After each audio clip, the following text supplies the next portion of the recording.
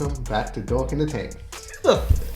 Yes. It's me in the hosting chair today, and yes, we are back for 2021, and we're starting off with a bang. So yeah, where's Doc? Yeah, where is the chief dork is resting at the moment. What do you mean? We haven't seen us in 2020. Resting. Yes. He's had a long day and he's resting today. But Long day at the actually, office. so we're here to talk about the Lucasfilm, actually, the state of Lucasfilm, Oh no. and where it's going to go, and a lot of the the problems it's having at the moment, but a lot of the exciting direction it's going in as well. Mm-hmm. The The good and the bad. the good and the bad. So And the ugly. And the ugly, The ugly. yeah. The ugly. Can't forget about that. yeah. Yeah. So let's just dive right into it. Actually, Yeah. Sure, Okay. yeah. Pablo Hidalgo. Yeah. You're a piece of shit. Oh, yeah. Oh, okay. We'll just cut that. So for those of you who don't know, Samit, Dave, would you give us a little backstory on what this person... I thought you were going to Dude. explain it. Yeah, I thought you were going to try. all right, so I'll explain it. So, a couple of weeks back, we're watching. We got the most epic scene in In Mandalorian. in Star Wars. In yeah. Star Wars, Star yeah. Wars. We got the most epic scene. definitely in Star Disney Wars. Star Wars. Yeah, Disney yeah. Star Wars. Yes. Definitely in Disney Star Wars, Yeah. the most epic scene, Yeah. and it was a wonderful scene, and it was a wonderful episode of Mandalorian, and a wonderful season finale. And I think it meant a lot to. It meant a lot of people growing up. Yeah. Yeah, Um, to see... To see Luke Skywalker like that. To find, Yeah. we get the Luke Skywalker that we've read. We read about in We've the heard books about and- him. yeah. We've seen Yeah. him in games. This ultimate Jedi who just, You don't, and the thing is, you don't see him doing like any like flashy like flips or like tricks and whatnot. No. He's just straight up just being. He's brutal, but it's he's brutal like Vader. Yeah, in the Rogue One there's scene, a lot but of there's similarities between. Yeah, he's like- brutal, but there's Yeah. there's like a calmness to him. Yeah, It's Yeah. brutal but calm. He's one with the Force, Yeah. and it was a great scene. And Star Wars to be one of the, in my opinion, one of the best, or the best Star Wars YouTuber. Star Wars theory, yeah, definitely, yeah. He's Yeah, one of the he's- best, and he did a live reaction to it. So if we just go on the Yeah. article, so he did a live reaction, and he was crying during it because the character of Luke Skywalker actually meant a lot to him. When he was going through chemo as a kid. And And then we have a Lucasfilm exec, Pablo Hidalgo. Hey, man. Pablo Hidalgo. Okay, so now, how do we kick this off? Okay, so Pablo Hidalgo, he's he's the story head, I believe, of Lucasfilm. I don't even know what he is. He just works at Lucasfilm. He's just He's been working there for a long time, actually, during the prequels, I think, since then. Oh wow! But obviously his role has been diminished more and more and more. Yeah. The more they're realizing he's a hack. But he unfortunately had to comment and chime in on Star Wars Theory's reaction, and basically said that emotions are not for sharing. Yeah, it says right. Yeah, Yeah. Lucasfilm. He works as a member of the Lucasfilm Yeah, so he's been story working. group. Yeah, Also, this guy is. So he's high up there, and he's been working there for a while. He was hired in 2000. Yeah. Yeah, so he was there for the prequel era films, Yeah. and it's just disappointing again. Another It's very disappointing thing from Lucasfilm, from the high ups from Lucasfilm, Yeah. which I think has been a mismanaged company for a while now. yeah. Even a little bit before Disney bought it. It just seems to have just gone out of control now after they've bought it and got Kathleen Kennedy at the top. But, to put it shortly, he went after the wrong guy. So he's been doing this for a couple of years, ever since Last Jedi, I believe. He was been sort of attacking the fans and calling them man babies for if you don't like Last Jedi. And, You're a sexist. You're misogynist this or that. and all this sort of stuff. Every ist under the sun. Yeah. Yeah. He was. And the problem is, he's been doing that for a while as someone very high up in Lucasfilm. Should not be attacking the fans. He's not being attacking. He's been doing it for a while, and he hasn't really got any consequences for it. No. Neither from the more high ups at Disney, or from the fans, I guess. From anyone, yeah, no. Now he picked a fight with the wrong guy. And that guy is Star Wars Theory, who is loved amongst the whole Star Wars community. Star Wars community. And like, what do you guys think? Because he gave a pretty shitty apology. It seemed very half-assed. That was Lucasfilm that's- heads talking to him and saying, You need to stop this. Whoops. Sorry. Is it Pablo? Sorry, I'll just answer that later. Yeah, so like, what do you guys think? Because it's a half-assed apology, as you see there. Maybe we should to clarify this post. Emotions after it was sarcastic, self-mockery. He's a lifelong fan, and he appreciates how fans expressing how they feel. That was his head of PR. That wasn't him. That was his head of PR. Sarcastic self-mockery. That's... Self-mocker or what? He never... Yeah, what's the... Well, the problem is, you got to look at the stuff before it. You got to take that into context. He's been doing this for a while. Yeah. I just think he literally picked the wrong fight. Yeah, I with think the wrong guy. Yeah, he picked the fight with the wrong guy. Star Wars Theory is not someone you want to pick a fight with, because he's got fans. He's got 2.89 million now, He's got a lot of subscribers on YouTube. You don't want to pick a fight with that guy. And he doesn't seem like... Star Wars Theory never seemed anything like... No, he's fake. He's just a genuine dude. He's a who genuine loves Star fan. Wars, He doesn't really... Like, we talk about the division in Lucasfilm and the fans. He doesn't really go into any of that. He has his opinion about last year. He just said it wasn't for him. Yeah. And if anyone likes that movie, that's good. But it just wasn't for him. Yeah. And he's not someone that really goes after anyone. It's just, man, this attack on him seems very tone deaf. Yeah. Yeah, I don't know. Like, I don't know why. I don't know. It's a weird situation. It's a very weird situation. situation. Like, it just... Because, the Mandalorian really kind of brought everybody... back, after... The Last Jedi divided the fan base, basically. Yeah. And then, you got Rise of Skywalker, and there was some people who just didn't even bother watching it, which is just... They were pretty burned from... But then we got Mandalorian, we got The Child, we got The Mandalorian, we actually got a series. Yeah, you could feel there was Star Wars fans uniting again. Definitely, and then everyone was all united and you know what? We love The Mandalorian. We love The Mandalorian. We love season 1 and we love season 2, and we love that particular scene at the end of season 2. Well, when you hear about reactions to Mandalorian, I don't really hear anything in there's nothing there's nothing divisive about it. Nothing negative. Nothing negative about it. I'm hearing mostly positive. Yeah. Some whiny crybabies are crying about Gina Carano. Yeah. But that's a small minority of people, I think. Yeah. And there were some people that were saying, the CGI and Luke was a bit off. But I mean, but those are not really that one in particular. That's more of a budget thing. More of a budget there. It's not really. It's not really something where a story element divides fans. Yeah, exactly. That was more just It was more of a budget thing, but it's interesting. The state of Star Wars. It's been trying to recover for the longest time since The Last Jedi. Oh yeah. And I just don't think they can. I mean, there's obviously, because if we go on to the next subject, there's obviously a civil war going on at Lucasfilm. Favreau and Filoni, and I've heard some background chatter on the fact that there is an actual civil war going on between Favreau, Filoni, and Kennedy, and they're literally just trying to outdo each other. It was reported that Kathleen Kennedy had a very minute role in The Mandalorian. She was pretty much... they obviously, executive producer, turned up on set, blah, blah, blah, but it was very hey, you can see this, and that's it. You don't really have the input. It was really Favreau and Filoni. And they were... And I think I heard reports that it was Favreau, Filoni dealing directly with Bob Iger.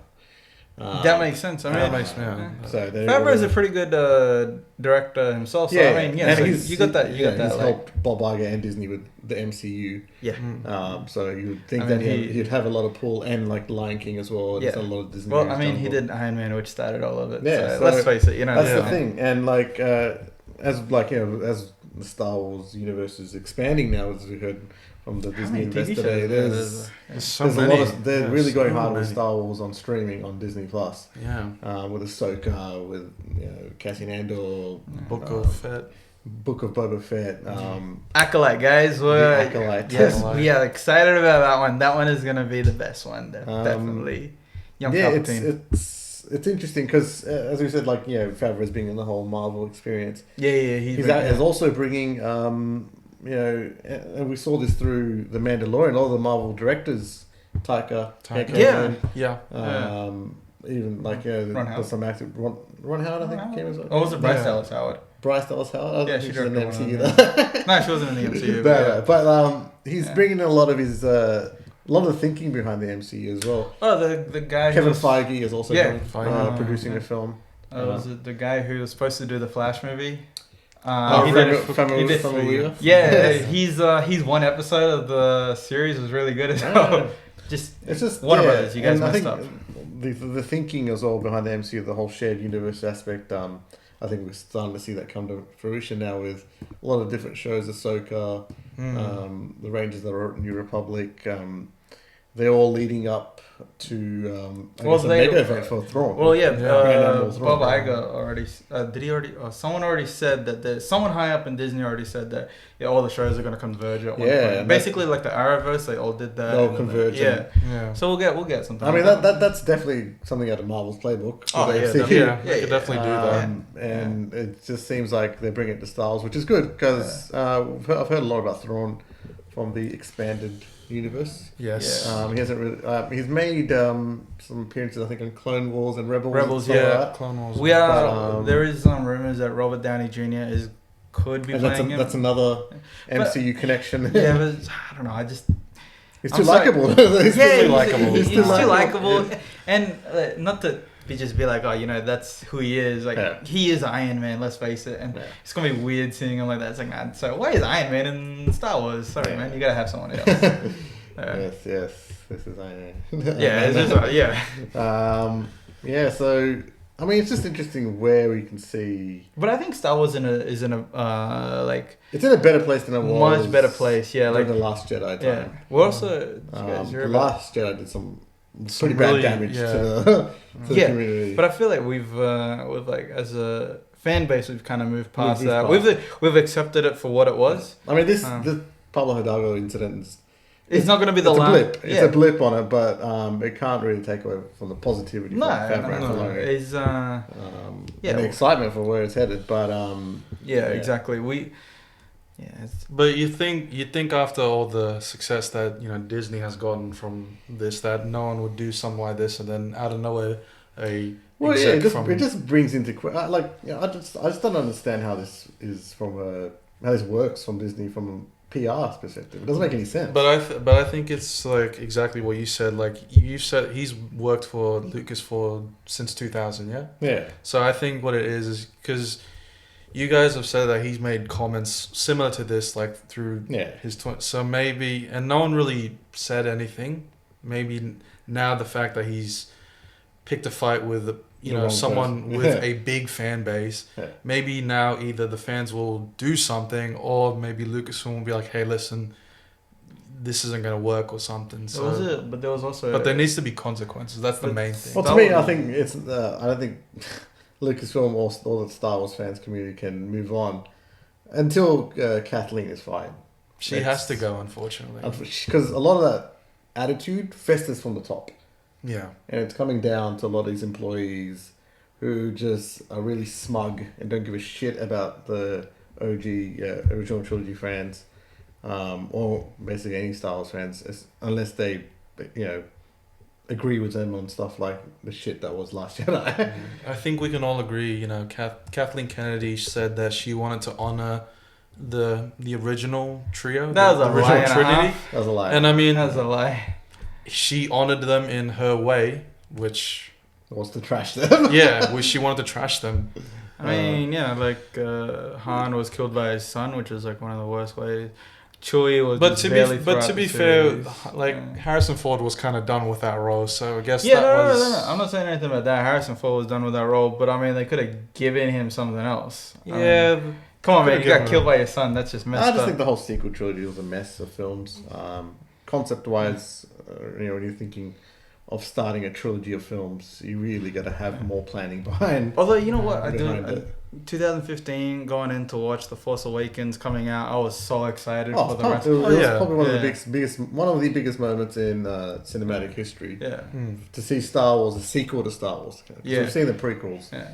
But and then to see an actual sequel to Return of the Jedi was it was just incredible and exciting. Yeah. And then we heard, Mark Hamill's returning after It's how like long? It's like, oh my god! And we're then, getting that version of Luke Skywalker. yeah, and then all we get is just him turning around and like that was taking the hood off. But even that, like we were like Even that was excited good. about that. Yeah, we were still excited about that. And then Yeah. number 8, he holds his lightsaber, and what does he do?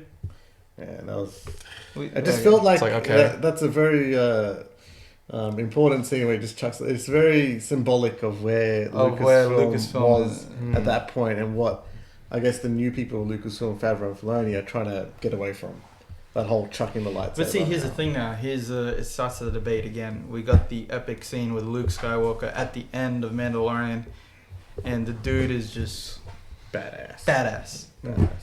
How does this guy turn into what the hell we saw in Episode 8? Yeah, so Like, this is disconnected from the Force. So and disconnected from the Force. What was he do? Disconnected. Yeah, he was disconnected. Disconnected from the Force. Is just. And he dies from just sitting on a rock and. Yeah, that's it. Man. Yeah, you just gotta wonder, like, we really need to stop. because we've been hearing rumors of retcons.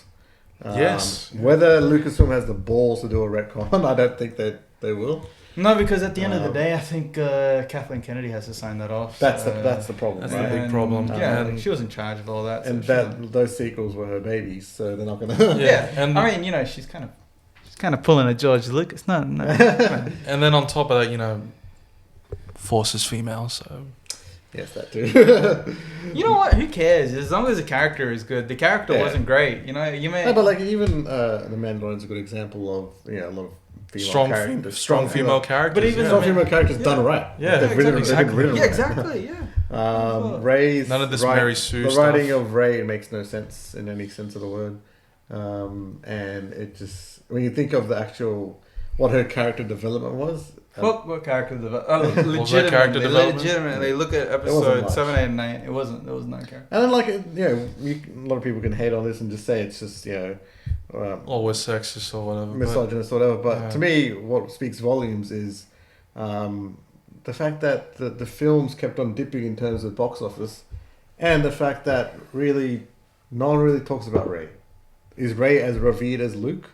As a character, probably. I don't think so. I mean, yeah. I mean, when the whole tweet came out that saying that Rey is more powerful than Anakin, everyone was like, no, that's literally not true. But yeah, I'm interested. Is she more powerful than Anakin?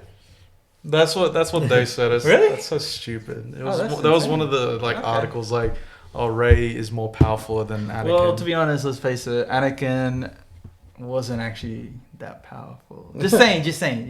He wasn't as thin as long, so it wasn't that powerful. But if they're saying that she's more powerful than Luke, then it's kind of controversial, Yeah. Yeah. So it's just interesting now to see where they can go with the movie. So we know where they're going with the streaming.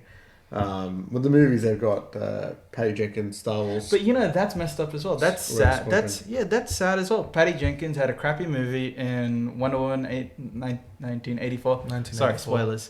And everyone's calling for her to not make movies anymore. That's kind of retarded because you got what's his face, the guy who did Jurassic Park. Right, the guy who did Jurassic Colin Park. Trevorrow. Yeah, he made no offense, Jurassic World and Jurassic World. What was it? Something Kingdom, Fallen Kingdom.